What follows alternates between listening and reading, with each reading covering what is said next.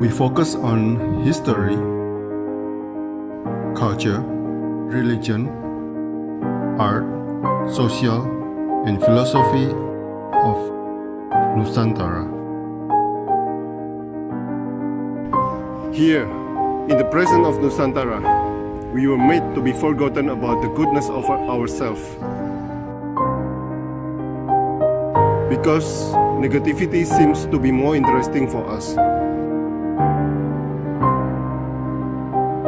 Now, I'm Sutoyo Raharto and friends assist you to remind you, to awaken you that we still can find the gems of Nusantara. They are the great sights of Nusantara.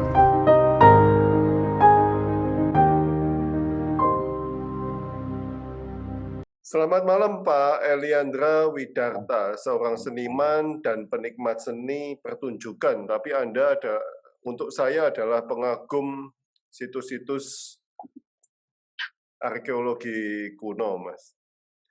Ya. Sangat luar biasa belusukannya. Saya mulai ya, Mas ya? Ya, silakan Pak. Ya.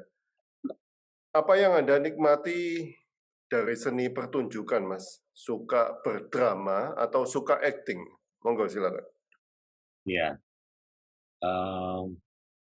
kalau suka berdrama atau suka berakting sebenarnya bias atau tipis sih Pak. Artinya memang dua-duanya ya sering melintas dalam kehidupan sehari-hari, mau tidak mau. Karena contoh sederhana saja ketika saya menjadi bapak itu kan juga ada peran-peran tertentu yang harus saya mainkan. Bagaimana saya harus berakting di depan anak saya yang memang memberikan misalnya contoh yang baik itu kan sebenarnya ada seni peran yang sedang bermain di sana meskipun pada faktanya disadari tidak. Cuman ya kalau mau di breakdown sebenarnya dalam seni peran itu ada teori-teori yang mengajarkan seperti itu dalam kehidupan sehari-hari. Kalau suka berdrama ya mulanya dulu saya menyukainya sejak kelas 4 SD waktu itu. Kelas 3, kelas 4 karena ada aktivitas sekolah minggu waktu itu. Saya sering mendapatkan casting untuk drama radio anak-anak di radio RRI waktu itu. Ya biasanya kami mengisi sekitar di bulan-bulan Paskah atau mendekati Natal. Mulai dari sanalah kesukaan saya terhadap drama sampai dengan sekarang. Mulanya dari situ aja. Kecintaan itu muncul, kemudian di SMP masih berlanjut lagi. Saya sering mengisi pensi-pensi sekolah ketika sekolah ada booth atau kelas meeting. Ternyata kelas saya juga kalau ngisi drama dan saya selalu dapat peran untuk main. Terus cita-citanya setelah lulus SMP itu pengen meneruskan di SMKI, Sekolah Menengah Karawitan Indonesia, mau ngambil jurusan teater tapi tidak diperbolehkan oleh salah satu pihak keluarga dari saya. Karena katanya beliau bilang sekolah seni ada diopo, yang ada semacam ketakutan mainstream orang tua kalau lulus nanti terus mau ngapain gitu. Ya, nah, seni pertunjukan itu habis lulus mau ngapain juga, Mas? Ya artinya apapun profesinya, apapun jurusannya, saya yakin pasti ada jalan juga. Buktinya sampai hari ini saya bisa menghidupi anak istri saya dari kesenian. Meskipun ya semata-mata tidak lantas ada sisi narsistik saya bahwa saya bisa dan sebagainya. Tapi biarlah itu nampak dari beberapa karya-karya yang mungkin saya buat yang masih berkaitan dengan seni pertunjukan, teater, sandiwara bahasa Jawa. Artinya tidak sepenuhnya semata-mata kemudian dari teater saya bisa hidup, tapi investasi nilai yang saya dapatkan dari teater itu yang membuat saya kemudian menjadi lebih bisa masuk pada ranah-ranah pekerjaan yang sifatnya profesional. Jadi teater ya seperti dasar apa untuk saya mengaktualisasi diri ke dunia pekerjaan yang lain.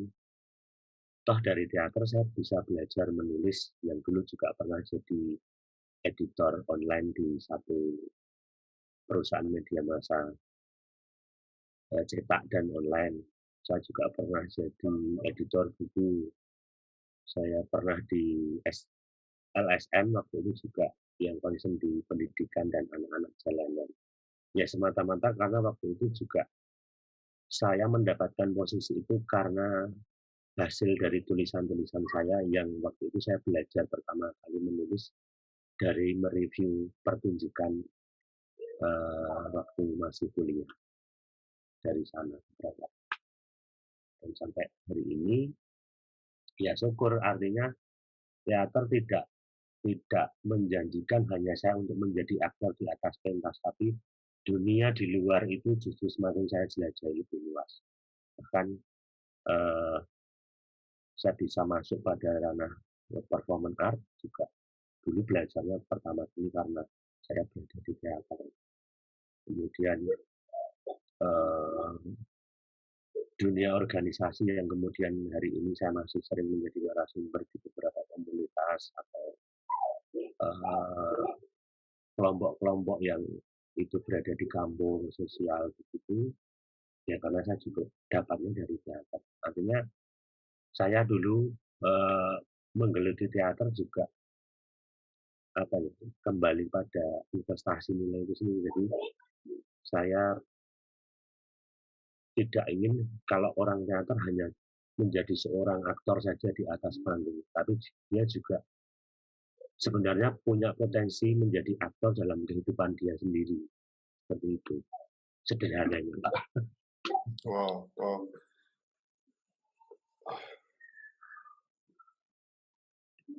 Pak Iwan, mungkin saya intermezzo sedikit. Ya, Pak Iwan kenal Bu Kusmawati kah?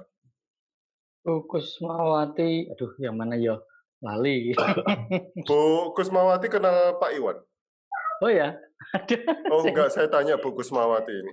Oh, Bu Kusmawati di dalam. Oh. Oh, enggak ada. Enggak ada. Ya, sama-sama penari, Pak.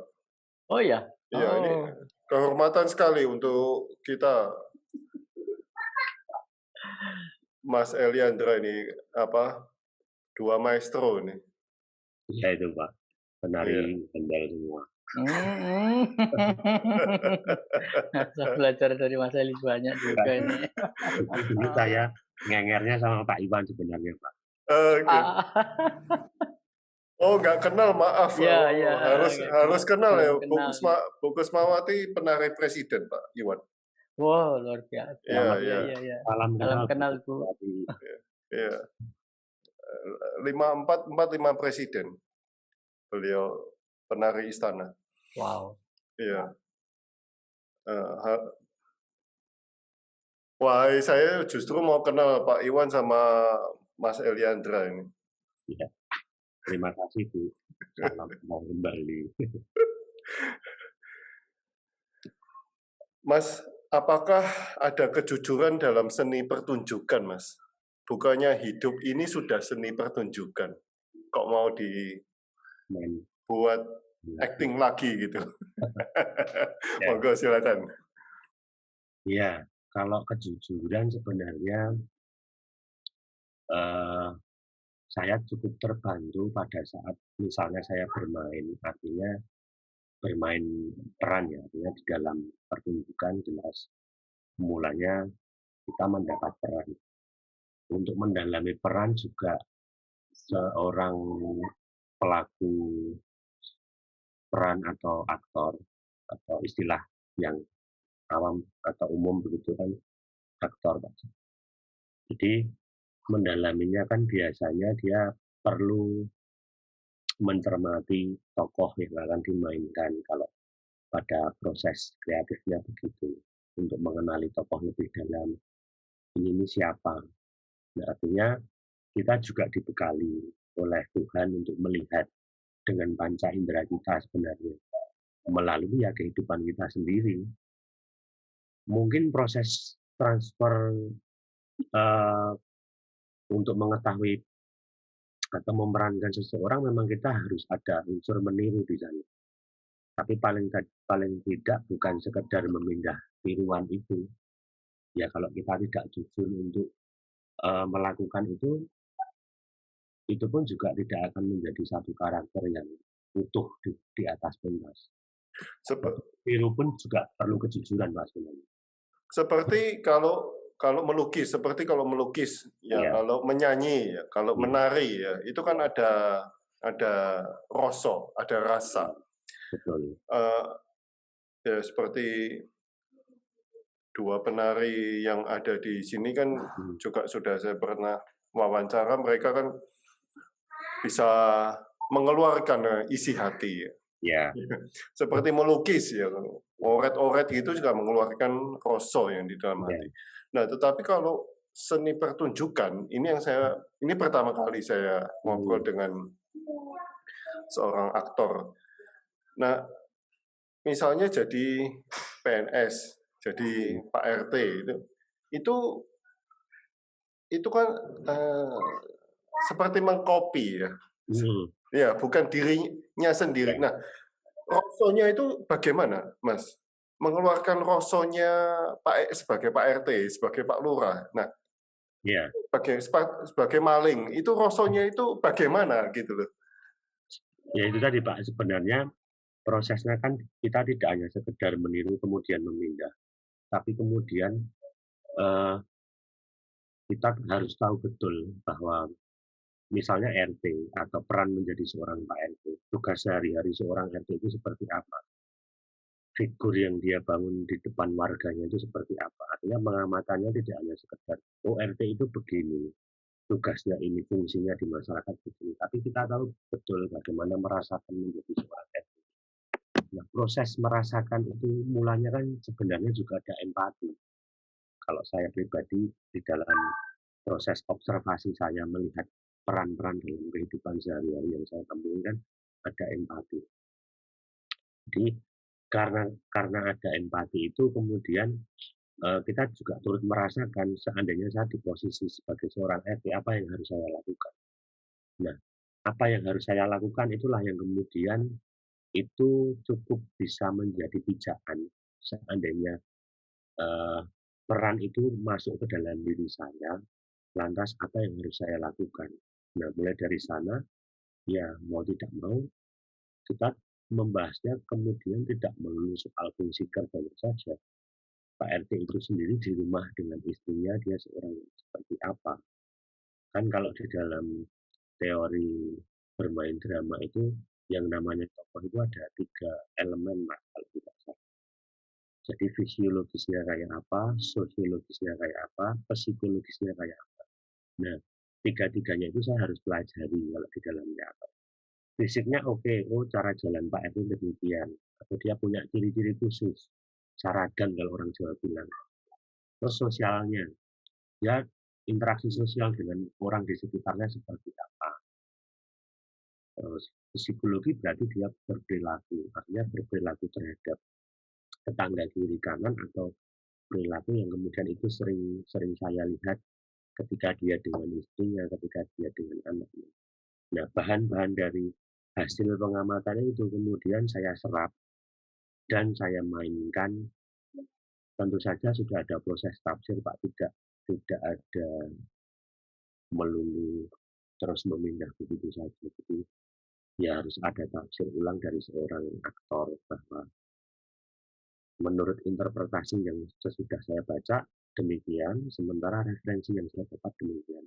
Maka kemudian ada tafsir di sana. Jadi hanya wayang itu kan bisa saja dalang punya sambit baru terhadap lakon-lakon yang akan dia mainkan. Dia punya tafsir baru. Jadi fungsi aktor atau pemeran juga punya posisi tawar menafsir ulang atas tokoh-tokoh yang sudah dia baca. Dia analisa berdasar hasil pengamatan yang diamati di sekitarnya. Mas, Saya mau tanya lagi, kalau misalnya tari, ya Ya, melukis lah. Melukis itu kan ada yang realis, Mas. Ya, ya. realis kan mungkin menjadi seorang Pak RT atau seorang maling gitu. Gambar maling sama gambar Pak RT. Ya, tapi ada nggak, Mas, yang abstrak, Mas? Sebagai aktor yang abstrak itu apakah ada? Ada. Bagaimana? 2007 saya pernah memainkan lakonnya Mega Mega berjudul judulnya Mega Mega, karangannya Arifin Senur. Beliau seorang sutradara film legendaris G30S itu juga. Kebetulan tokoh yang saya mainkan itu seseorang yang boleh dikatakan tidak waras atau gila lah, boleh dibilang megalomania, histeria begitu.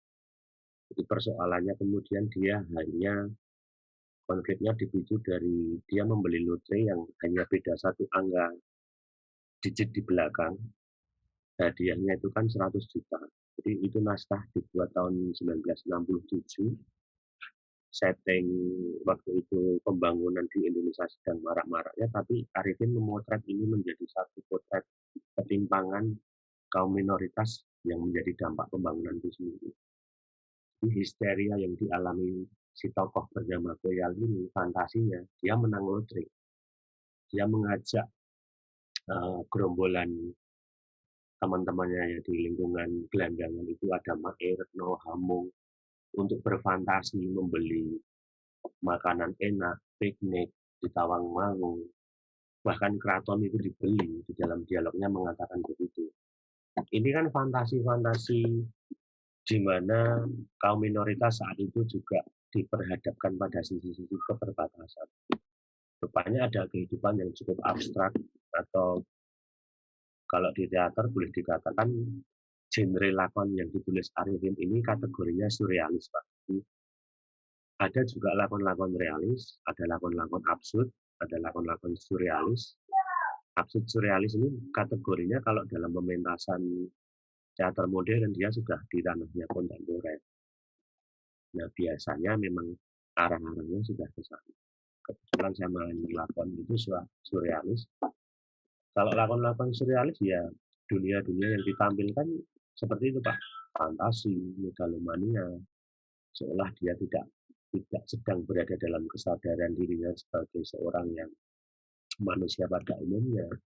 Meskipun pada konflik-konfliknya dia ada satu tokoh yang berusaha menyadarkan dia bernama Tukijan, tapi tidak mempan bahwa ayo kita bersenang-senang, makan enak, piknik dan sebagainya. Dan itu saya prosesnya 5 bulan karena naskah setebal 75 halaman, durasi pentas 3 jam, dan waktu itu luar biasa cukup menguras energi, dan ya hampir seminggu saya agak tidak bisa melepaskan itu karena masih terbawa sedikit-sedikit, terutama di dalam fantasi. Ya karena mungkin posisinya sama saat itu mungkin juga penghayal. Kalau saya menghayalnya besok lulus mau ngapain itu kan bagian dari hayalan. Tapi ada posisinya waktu itu saya main pas sesudah tugas akhir, jadi hanya tinggal menunggu wisuda. beberapa teman isi yang masuk di seni rupa pernah mengatakan kepada saya, ada yang bablas, Pak, gitu. Ya. Ya. Kalau di seni pertunjukan apakah ada yang bablas juga, Mas? Teman saya satu angkatan di tengah-tengah jalan proses mendekati tugas akhir, saya tidak tahu gejalanya dimulai dari apa, tapi waktu itu dia cukup getol membaca filsafat. Tapi saya pikir bukan filsafatnya yang salah, tapi pengelolaan dirinya sendiri mungkin dengan masalah-masalah yang menimpa dirinya. Dia kena gejala skizofrenia, Pak. Dan itu berimbas kepada komunikasi dengan teman-temannya menjadi aneh. Dan yang paling mengerikan, mengajak ngobrol saya, katanya itu saya hadir di dalam mimpinya, dia itu ngajak bunuh diri lah. Ini kan itu, Pak. Ya sudah, akhirnya jarak teman secara komunikasi saya batasi karena saya tahu dia sedang tidak beres. Meskipun waktu itu juga dia sedang diterapis oleh salah satu kiai yang ada di Kerapiak dan juga menggunakan medis. Tapi karena dia dulu juga kosnya di sekitar pondok pesantren Kerapiak itu juga teman-temannya sering mengupdate ke kami sebagai teman-teman kuliah. Bu Kori sedang ini, ya sudah, artinya teman-teman juga menyesuaikan diri. Kalau ngobrol dengan dia harus hati-hati, karena takutnya nanti justru setiap komunikasi kita ditangkap persepsi lain oleh dia justru mengarah menjadi lebih parah, menjadi bahaya. Karena waktu itu juga Usut punya Usut ternyata tidak hanya filsafat. Dia suka dengan seseorang perempuan tapi ditolak. Berarti kan tidak filsafatnya yang salah, yaitu pengendalian dirinya yang kemudian kurang pas. Oke, dan berhasil, Pak, Mas, di dunia seni pertunjukan. Hari ini dia menjadi seorang guru di salah satu SMK di Pekalongan dan sudah waras. Wow. Artinya sudah kembali normal seperti sedia kala, tidak seperti dulu lagi. Karena waktu itu posisinya juga mendekati mau lulus kok malah kayak gitu. Dosen-dosen juga sempat heran. Ini kalau bimbingan skripsi kalau ngomong kok ngelantur ya. Jadi sempat dosen itu cross check ke beberapa teman. Ukur itu ada apa? Ya, itu sudah kami menjelaskan seperti yang sedang dialami. Wow. Mas bisa ceritakan sedikit tentang karya Anda, Red Thread, benang merah yang Anda pertunjukkan di Jerman, ya? Iya. Iya. Mengapa kok benang merah saja dipertunjukkan di Jerman? Apa Jerman nggak ada benang merah? Itu dulu sebenarnya berangkatnya karena undangan presidensi begitu Pak. Jadi tiba-tiba saya seperti kejatuhan durian runtuh, dapat sebuah email dari dua kurator di Jerman yang konon katanya dua kurator itu tahu nama saya dari seorang pendeta di Hannover. Padahal saya sendiri juga tidak kenal pendeta itu siapa. Atau mungkin dia men-track saya dari Google searching, saya juga tidak tahu. Intinya saya diundang untuk menjadi satu seniman undangan di acara WCFC, World Communion of Reformed Church. Jadi itu sidang raya gereja reformasi sedunia. Rangkaiannya karena waktu itu juga peringatan 500 tahun Martin Luther, karya Martin Luther, reformasi Martin Luther. Saya di sana memang konteksnya adalah kolaborasi. Jadi ada 11 seniman dari lintas negara. Saya ketemu oleh satu koreografer. Jadi waktu sampai di sana agenda kita hanya yuk kita bikin sesuatu. Jadi open laboratorium begitu. Silahkan memilih partner seniman yang lain. Nah, semua sudah berpasangan, tiba-tiba ada satu ibu, seorang dosen Universitas Leipzig di sana, di Leipzig, Jerman itu. Dia dosen koreografer, karena basicnya memang balet kontemporer begitu. Kita nggak tahu, tiba-tiba klik aja, saya pilih kamu. Ya sudah, saya juga pilih ibu, namanya Bu Hega itu. Oke, terus dari partner yang sudah dipilih itu, kemudian kami silahkan dibebaskan untuk saling bekerja sama membuat konsep sampai dengan pertunjukannya nanti mau seperti apa.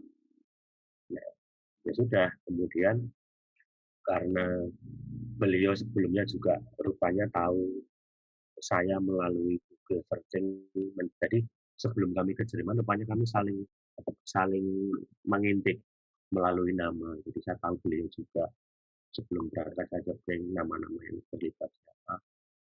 Beliau juga seperti itu, dia tanya, kamu selain aktor ternyata juga performer. Ya, saya berikan, saya juga pernah terlibat di beberapa festival menjadi pelaku performance art gitu.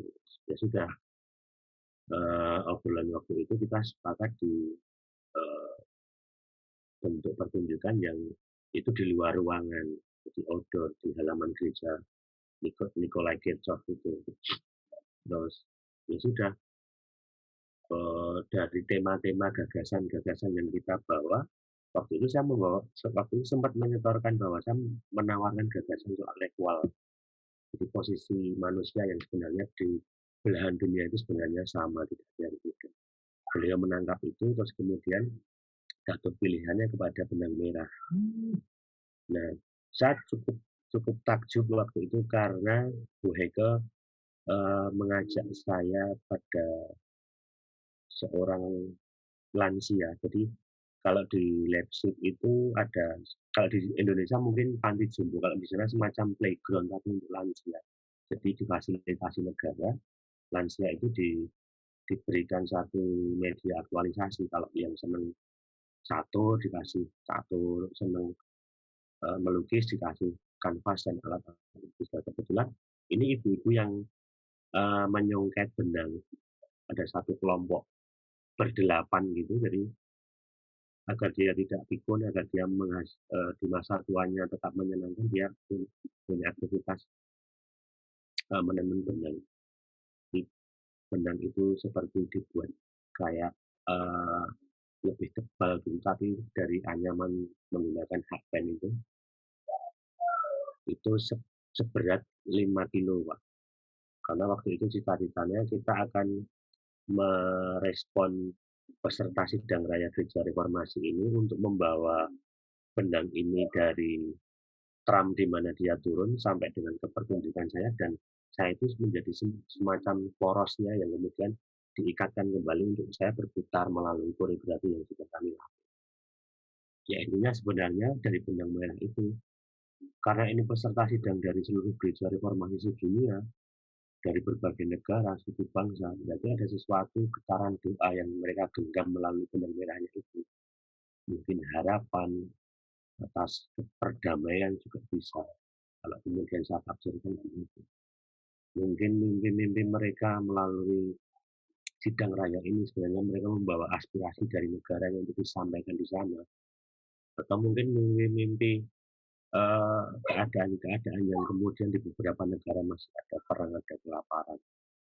Jadi namanya kemudian saya menjadi mendapat satu konfirmasi antara equal dengan retreat ini menjadi satu. Dan waktu itu juga Bu Heike membebaskan saya, silahkan kamu mengeksplor tari merah ini dengan tubuhmu. Ya sudah, saya bergerak begitu saja, saya lilitkan di kepala, di tangan, di perut, di kaki, bahkan hampir mutah karena adegannya sering berputar terus itu, Pak, sepanjang. Jadi peserta sidang yang turun dari tram itu ada sekitar 450. Karena waktu itu targetnya 850, karena juga begini, pertunjukan kami ditaruh di jam 6 malam, meskipun masih tampak terang di sana. Jadi agendanya peserta sidang itu kan habis dari konferensi di kota sebelah, di Wittenberg. Jadi peserta sidang raya itu dijemput dengan salah satu performer perempuan bernama Julie. Dia diarahkan untuk membawa tali itu, kemudian orang tua yang menenun itu juga hadir di sana. Jadi dia turut menjadi bagian dari performan itu. Sampai kemudian berjalan menuju sekitar pusat kota di Leipzig itu, porosnya kemudian tubuh saya untuk dililitkan kembali, tapi saya berputar. Itu durasi 1 jam waktu itu. Dan yang hadir rupanya 450. Jadi benang merah seberat 5 kilo itu ada sisa berapa meter gitu. Jadi intinya temanya seperti itu, Pak. Wow. Wow. Nah, Simbol sih sebenarnya kalau bicara apa ya, seni itu kan ya ini pengalaman baru saya karena baru pertama kali dapat undangan langsung ke sana, ketemu dengan orang-orang hebat menurut saya. Saya langsung diajak kolaborasi dengan seorang koreografer ternama di Leipzig karena dia juga dosen. dan rupanya saya juga diberi wawasan yang luas soal tari meskipun hanya 2 minggu ya. Jadi ya ini kekayaan baru menurut saya dan pengalaman luar biasa. Wow. Dan tidak ada seniman Indonesia selain Anda. Tidak ada. Yang Asia itu hanya saya sama teman saya Sadin itu dari Bangladesh. Karena memang di undangannya waktu itu dia ingin mencari seniman yang non Eropa. Jadi sebagian yang diundang memang dari beberapa negara di Asia dan satu Amerika. Tapi yang dari Leipzig sendiri itu hanya sekedar apa ya? Ya dia tetap tampil, dia lebih kepada fasilitator. Tapi poin pentingnya bagaimana Jerman waktu itu juga ingin melihat Leipzig terutama ingin melihat pandangan-pandangan teman-teman seniman di luar Leipzig itu kayak apa sih soal isu hari ini yang berkaitan dengan karena waktu itu temanya Reformation dan Transformation masih berkaitan dengan Martin Luther itu kayak diterjemahkan bebas oleh seniman mau membawa dengan media apapun karena selain saya juga ada seorang perupa, juga ada seorang video art, ada seorang seniman instalasi begitu. Jadi lintas disiplin. 11 seniman itu semuanya medianya masing-masing. Performance, tari, video art, fotografi, instalasi. Nah, Mas, Anda sering menggunakan baju korpri ya? Apa di balik baju korpri yang sering Anda pakai dalam seni pertunjukan? Apakah itu romantisme orde baru atau apa? Atau dulu pengen jadi PNS atau bagaimana? Silakan. Ya, baju itu dulu saya pakai pertama tahun 2003. Saya memainkan lakon bahasa Jawa judulnya Dom. Kebetulan peran saya menjadi Pak Mantri Sontek. Ya, bayangan waktu itu seorang Mantri Sontek itu kan pekerjaan yang semi formal di institusi milik pemerintah lokal. Ya saya menafsirkan saja bahwa kalau di desa-desa itu kan kita sering ya petani aja pakai menanam padi pakai korpi, kadang digledek angon sapi pakai korpi, terus golek suket aja pakai korpi. Potret-potret itu sebenarnya potret-potret makna di balik baju yang dia pakai ini sebenarnya apa sih? Itu hanya itu aja sih berangkatnya. Nggak tahu kenapa saya selalu kok metode melihat mengamati itu justru menarik untuk mengolah kekayaan proses berteater saya. Jadi baju korpi itu dulu hasil dari pengamatan saya ketika saya sering belusukan ke desa mana lihat satu pemandangan ngarit nganggo korpi digledehke angon wedhus cuma digledehke. Ini kok kayaknya menarik, ada apa di balik itu. Terus, ya sudah sekedar saya pakai saja. Toh kemudian semenjak 2003 saya pakai di pentas-pentas dengan kelompok saya yang sering datang ke desa-desa itu juga saya beberapa peran-peran tertentu itu saya pakai lagi. Rupanya menjadi satu ikon tersendiri karena mereka punya ingatan tertentu atas rezim yang mungkin dulu pernah menimpa negara ini ya. Jadi itu lebih ke penanda waktu aja sih Pak. Pengertiannya kalau saya penanda zaman bahwa ya romantisme juga bisa. Dan mereka khususnya orang-orang desa kalau pas saya pakai baju itu mereka kayak punya memori tertentu korpi kayak misalnya. Jadi ya hal yang lucu tapi sebenarnya itu ironis sih kalau melihat faktanya kan waktu era itu kan juga semuanya tidak sebebas hari ini ya. Artinya ya mungkin saya hanya berusaha saja mengingatkan generasi hari ini bahwa kita pernah melampaui era di mana waktu itu kebebasan sangat dikekang sekali.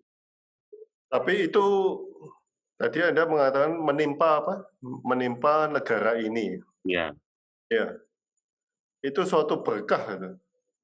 ya pada perspektif tertentu ya, tapi bagaimana melihat perspektif itu kan juga setiap orang masih berbeda. Saya yakin juga apa ya, lompatan atau mungkin keemasan zaman itu kan juga tidak bisa lepas dari masa lalunya. Bahkan kalau kita ngomong hari ini, kita juga tidak bisa lepas dari pemerintah yang sebelumnya. Regulasi ini yang berjalan negara itu kan seperti itu. Jadi ya saya berusaha mengingatkan melalui teater juga tidak sekedar berperan saja, tapi ada ada nggak sih momentum di mana orang-orang desa itu punya romantisme di era rezim itu, konon katanya kan dulu pertaniannya cukup oke, bahkan eh, apa ya,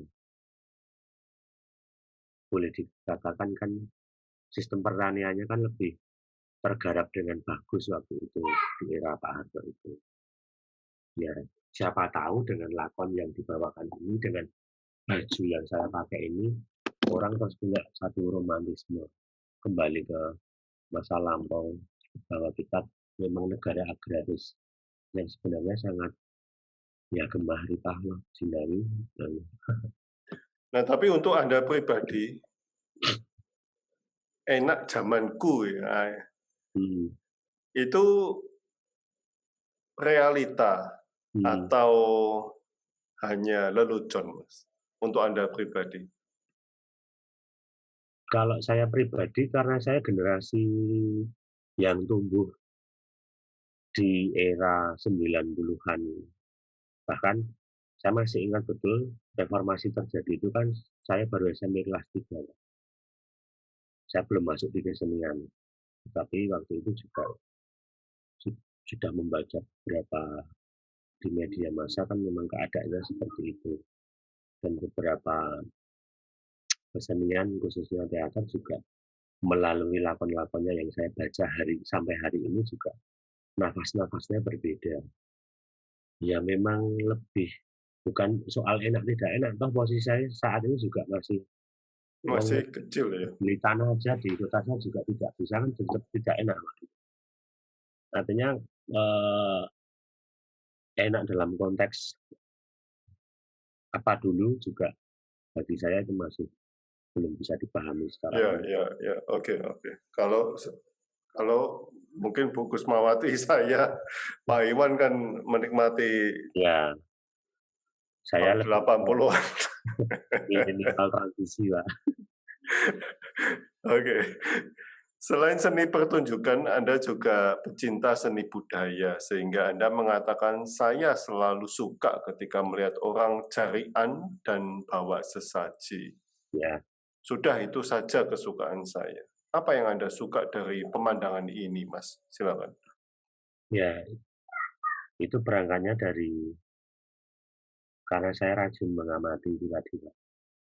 Kalau metode keaktoran teman-teman saya yang lain kan mungkin dia mengolah tubuhnya, mungkin seperti penari kayak Pak Iwan itu kan perlu mengolah tubuh.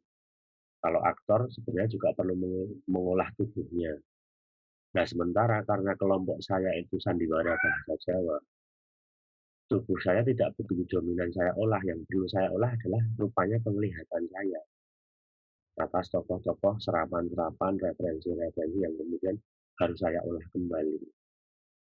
Tidak tahu kenapa saya kok selalu tidak mau melewatkan begitu saja ketika melihat potret-potret di jalanan, baik dimanapun yang saya temui, baik mereka yang sedang melakukan aktivitas atau ritus apapun dalam kehidupan sehari-hari, itu kok selalu menarik untuk saya dekati. Kemudian kadang saya potret, kadang selalu saya catat. Jadi dari hasil yang saya amati itu, saya sering bawa buku not kecil gitu. Saya tadi dapat apa, entah nama tokoh, entah nama orang, aktivitas, itu saya selalu catat. Dan rupanya itu menjadi bank naskah, bank yang premis-premis yang kelak bisa saya jadikan naskah. Jadi ya mungkin kan saya tipikal orang yang tidak mau melewatkan satu momen tertentu begitu saja. Jadi nggak tahu kenapa selalu melihat orang yang sedang melakukan ritus, entah itu sesaji, entah itu membuat satu ritual tertentu di desa-desa kok menarik. Ini yang kemudian juga kenapa saya sering bersepeda dan belusuan sampai ke beberapa situs-situs dan candi. Nah, Mas, belusukan dan sesaji di candi-candi adalah kebiasaan Anda. Ya, Apa yang Anda ingin lakukan sebenarnya, Mas? iya, jadi ya awalnya hanya sekedar bersepeda saja, Pak. Bersepeda saja, terus karena waktu itu juga Jogja, bahkan Jogja sebelum booming sepeda, saya sebenarnya sudah bersepeda. Meskipun hanya keliling-keliling di beberapa desa begitu, atau kadang kalau luang dengan anak saya, berkencan itu. Saya punya satu ingatan dulu waktu kecil di sekolah minggu saya itu kan sering mengadakan ibadah kadang di Candi Tuban di sebelah utara kampus UPN itu. Dan berangkatnya ke sana itu naik sepeda bareng-bareng melintasi sekitar Selokan Mataram, Seturan itu dulu kan masih sawah di sana. Yang mungkin salah satunya ingatan itu juga yang membawa saya kok kayaknya bersepeda lagi, oke nih kalau tujuannya ke candi-candi. Terus ya kalau lainnya kan konten atau bikin konten bersepedanya kan selalu di spot-spot yang itu mainstream, sudah sering dikunjungi, bahkan ramai sekali. Saya tak memilih yang sepi aja, awalnya itu. Nah, rupanya setelah saya belusuan di sekitar Prambanan itu, loh, memang ada beberapa candi-candi yang tidak dikenal orang-orang, dan rupanya hanya berdekatan dulu, dan itu semacam menjadi apa ya, kesukaan. Habis dari candi ini kayaknya besoknya harus ke sana. Nanti di sana ada candi candi ini katanya. Bisa searching dulu, saya ingin tahu ini candi apa sih. Rupanya di sini ada situs ini, situs ini. Ya sudah, kesukaan itu semakin menjadi terus. Rupanya kalau bersepeda di candi ternyata saya kok lebih tenang. Meskipun sampai di tempat ya saya hanya sekedar duduk, minum, terus ngerokok, habis foto terus pulang gitu aja. Nanti foto yang saya potret di sana saya unggah di Instagram, atau bahkan beberapa video dari HP daripada memenuhi memori saya jadikan dokumentasi di YouTube. Ya intinya hanya rasa suka, punya ingatan masa kecil, dan kalau di candi kok tenang, lebih rileks gitu aja gitu. Nah, ini ada pertanyaan dari Pak Paul Medan. Apa Mas Eliandra pernah bertemu hal-hal mistis selama belusukan ke candi-candi? Kalau bertemu secara face to face gitu belum pernah, Pak. Tapi kalau hawa yang kemudian sedikit berbeda dari yang sebelumnya saya rasakan pada saat bersepeda, iya. Ya karena memang candi biasanya kan dulu dipakai untuk tempat pemujaan. Jadi ya itu tempat suci, saya meyakini itu tempat suci, saya tidak boleh neko-neko. Saya datang juga harus menghormati, tidak boleh memindah hal-hal apapun yang bukan wewenang saya. Jadi ya sudah, kadang saya hanya duduk melihat, mengamati saja, kadang meraba relief yang pengen tahu ini apa sih itu. Kalau berjumpa dengan sosok tidak, karena saya juga tidak punya bakat ke sana, Pak. Tapi kalau merasakan secara hawa, iya, memang beda, dan ya karena itu tadi, karena mungkin tempat suci dan situs-situs yang sering untuk berdoa kan. Dan bahkan kadang saya kalau masuk di situs-situs yang tidak terawat begitu juga, saya harus tidak menanamkan diri, tidak boleh berusaha busuk. Kalau kamu datang ke tempat orang ya kayak manusia lah, kita datang pada satu tempat asing ya, kita keluar nembun, kita tidak lancang gitu ya, gitu. Mas, setelah 20 tahun Anda melihat angkasa dan mega-mega dunia teater, apa yang Anda sudah rasakan, Mas? Silakan. Ini pertanyaan surrealis sebenarnya. Terserah jawabnya gimana. Ya Kak, teater hari ini sampai dengan kapanpun nanti tetap akan saya jalani. Apapun resikonya, juga 20 tahun ini saya sudah merasakan dinamikanya ya. Jadi paling tidak perjalanan 20 tahun ini sebenarnya saya belum apa-apa sih. Yang masih hebat dari saya banyak. Salah satunya di sini juga ada Pak Iwan Kusmawati juga. Mungkin perjalanannya lebih panjang dari saya, tapi saya tidak ingin puas di satu titik, saya tidak ingin stuck hanya sampai di sini. Kalau Tuhan mau ngasih umur panjang dan kesempatan yang lebih banyak, saya ingin ya berkarya lebih produktif lagi, membuat naskah, bermain peran atau membuat karya performance, entah nanti bisa dinikmati siapapun dari belahan bumi manapun, apalagi sekarang juga masanya di mana kita harus beradaptasi dengan media digital, itu kan satu kesempatan sebenarnya. Jadi peluang-peluang apa, tantangan-tantangan apa yang akan saya hadapi dari hari ini untuk ke depan ya, saya sebagai teater masih pengen terus konsisten di jalur ini. Dan ya harapannya Tuhan tetap kasih kesehatan, tetap kasih kesempatan yang lebih banyak lagi, dan tetap bersyukur itu Pak. Wow. Bu Kusmawati, Pak Paul Medan, Pak Iwan kalau ada, Pak Muslim kalau ada yang mau bertanya, silakan. Pertanyaan saya sudah habis.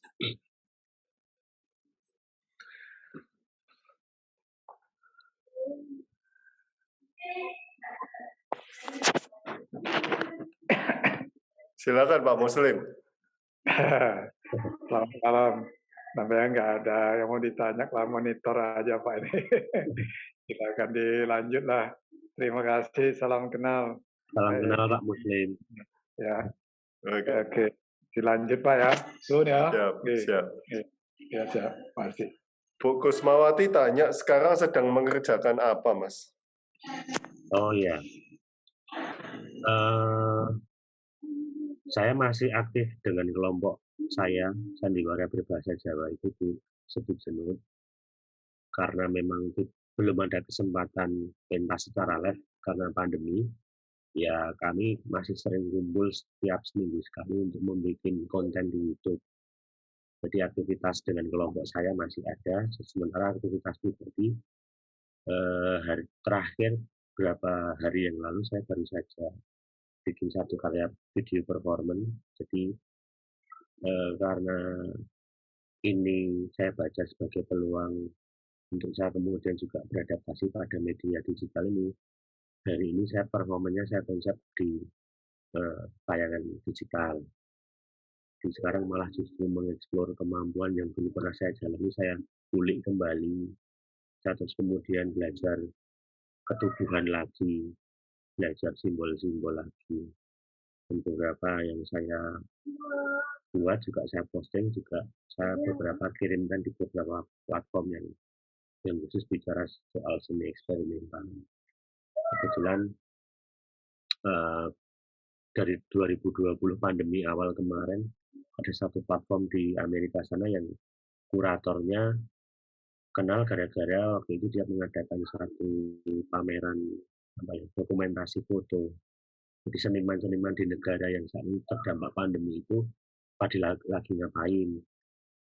Yuk kita bikin satu kolase tayangan dokumentasi yang itu bisa menceritakan kepada publik pembaca begitu melihat aktivitasnya di negara masing-masing. Dan rupanya Gayung Bersambut menjadi jaringan yang bagus, dan sampai hari ini platform itu bahkan selalu menawarkan, Eliandra, kalau kamu punya karya-karya tentang performance yang untuk dikemas dalam video, bisa kirimkan di kami, nanti kami turut mempublish. Jadi ya saya bersyukur, artinya ada platform yang turut punya andil mempromosikan seniman-seniman lintas negara ini melalui karya-karya video pendek. Dan rupanya di sana juga bermacam-macam, ada fotografi, ada dance film, ada teater film, ada performance video, yang materinya akhirnya hari ini orang pakai media digital semuanya. Itu yang kemudian hari ini saya geluti, bereksplorasi kembali di media di luar teater bahasa Jawa yang biasanya sehari-hari saya lakukan. Saya belajar video performance, mengulik lagi. Kalau dulu performanya kan saya live di beberapa festival gitu, ikut ngelamar dulu, seleksi konsep, kurasi, baru tampil. Sekarang ya harus belajar mandiri, cari tim kameramen, cari teman yang bisa diajak ngobrol soal sinematografi, karena mau tidak mau juga belajar itu akhirnya editing, terus bagaimana memberi warna sentuhan musik di sana juga akhirnya juga kolaborasi juga, karena hari ini tuntutannya kemudian begitu, kita harus kolaborasi dengan teman-teman seniman apapun atau berjejaring dengan siapapun gitu. Terima kasih. Oh, Kusmawati minta link YouTube-nya, Mas. Bisa diketikkan. Ya, kalau YouTube saya pribadi, Eliandra Widata begini tulisannya. Tapi kalau yang kelompok bahasa Jawa saya, namanya ini. Oke. Wah, keren ya, Mas. Malah pandemi membuat kita tambah kreatif. Salut, sukses terus ya, Mas. Kusmawati mengatakan itu. Terima kasih, Bu Kusmawati. Yeah. Ya, karena ini tuntutan zaman akhirnya. Mau tidak mau harus begitu. Pak Iwan menanyakan bagaimana cara pendekatan kelompok sedut senut kepada masyarakat yang lingkungan kampungnya dijadikan lokasi atau ruang pentas. Silakan. Ya, sebenarnya hampir mirip kayak kalau kita KKN. Jadi kita datang, Kula nuwun sama dukuhnya Pak RT, Pak RW, dan Karang Taruna biasanya. Dari dulu sebelum eranya medsos itu booming, kita mendatangi, jadi kita persuasi, Pak, Bu, kula nuwun, kami salah satu kelompok sandiwara bahasa Jawa itu punya produksi pementasan, mau minta izin di sekitar wilayah Bapak, ruang mana yang kira-kira boleh diakses untuk pementasan. Ya sudah, kami datang kadang di acara arisan bapak-bapak, kadang juga di arisan Karang Taruna. Kita masuk, kula nuwun seperti orang datang, karena kita orang asing itu ya tidak mau, norma-norma itu harus kita lakukan. Sudah, habis itu kerjasama berlanjut, kemudian nanti desa akan mengarahkan melalui Karang Tarunanya. Terus ya kita diarahkan, Mas, nanti kalau bikin perizinan di kampung ini masih nembusi surat ke sini. Terus kalau kemudian mau pinjam tikar untuk penonton, nanti suratnya ke sini, dan biasanya hanya ongkos untuk bersih-bersih. Nah, model-model seperti itu yang kemudian akhirnya menjadi apa ya, kasus duluan di kampung itu. Setelah kami tinggal pentas, punya satu rasa kenangan gitu, punya kesan yang sedikit mendalam dengan kelompok kami. Jadi kadang kalau berjumpa kami di mana di jalan, kami masih sering disapa. Sederhana tapi ya itu yang dimiliki kampung, yang dimiliki desa di sekitar kita kan pas seduluran yang tidak apa ya, tidak pamrih begitu. Jadi suatu saat kalau kita dimintai, Mas, kampungku atau sebelah kampung ada mau pentas 17-an atau Sumpah Pemuda, kalau mau nanggap Sudut Jenuh gimana kerjasamanya? Ya sudah, dari sana kami mulai dikenal beberapa kampung-kampung di Jogja dan Bantul. Tapi justru ketika hari ini medsos booming, ibaratnya kami hari ini sudah cukup menuai, Pak. Kalau dulu kan memang kami mendatangi. Hari ini kita menuainya maksudnya begini. Dulu penonton itu kami cari karena kami yang mendatangi. Datang ke desa dan kita bukan kelompok yang pentas di taman budaya yang penonton harus beli tiket. Karena memang kami menginisiasi sendiri produksi kami biasanya untuk pertama kali produksi itu 4 sampai 5 pentas. Setelah itu baru kami jual dalam tanda kutip, ditanggap lah istilahnya. Nah, ditanggap itu kan macam-macam. Ada yang memang kampungnya hanya punya kas sekian untuk menanggap kami, ya sudah. Jadi nanti model kerjasamanya kami rebut belah. Ya, karena mau tidak mau keterlibatan kami juga banyak orang, banyak profesi yang ada juga di beberapa teman memang dia tidak bekerja sama sekali nih. Tapi ada juga yang bekerja, ada juga yang punya penghasilan. Jadi memang di kelompok kami punya kesadaran dulu. Kalau mau cari uang bukan di kelompok Sudut Jenuh. Ini tempat kita beraktualisasi bersama, kelangenan bareng-bareng. Openi sing jenenge basa Jawa. Ya sudah, rasa itu sudah nyampe di masing-masing persepsi dan visinya sudah sama. Hari ini kami pun menjalaninya enak-enak saja. Jadi kalau kami sibuk dengan pekerjaan, ya kami kembali ke dunia pekerjaan kami. Tapi kalau kami rindu bebas, ya kami kumpul, nulis lakon, latihan, bikin konten, pentas. Ini hampir mirip dengan Musikono ya. Mungkin, Pak. Ya, kalau Musikono ke desa-desa juga kan. Ya. Ya. Oke. Wow, kreatif ya. Ya. Orang Jogja ya. Oke, terima kasih Mas Eliandra atas waktunya. Ya. Atas sharingnya. Terima kasih banyak. Wow. Pak Harto. Luar biasa. Luar biasa. Ini nggak terlalu idealis ya, Mas ya? Apanya? Enggak sih. Maksudnya saya selalu menikmati apapun. Artinya bahwa sesuatu tidak mesti disimpulkan pada satu nilai yang harus begini, enggak juga. Ya, karena kita itu harus multi layer, melihat apapun ya dari sudut pandang yang sama-sama saling membaca. Ya, saya terima kasih dari forum yang dibuat ini kan saya bisa berbagi sesuatu dan saya juga dapat sesuatu dari Pak Harto, dari Pak Iwan, dari Bu Kusmawati. Itu juga pengkayaan menurut saya. Terima kasih Mas atas waktunya, atas sharingnya. Selamat malam, selamat istirahat.